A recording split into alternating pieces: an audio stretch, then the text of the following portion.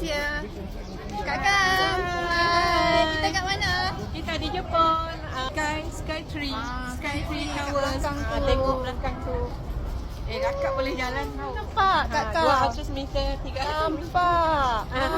Kakak bertongkat tu. Yang penting semangat. Yang penting semangat kan?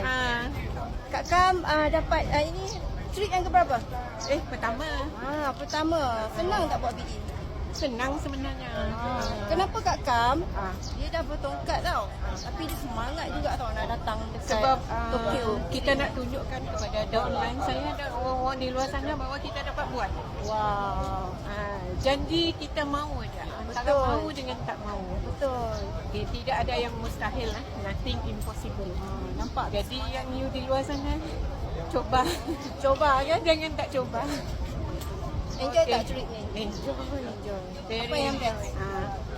Sehingga sakitnya tak terasa tau. Sehingga sakitnya tak terasa. Berbaloi. Berbaloi kan? Ya. So siapa yang kat luar sana tu, kalau tak Okey, bye-bye, bertongkat Ibu. macam Kak Kam, wajib datang Bye-bye, Ibu. free trip. Okay?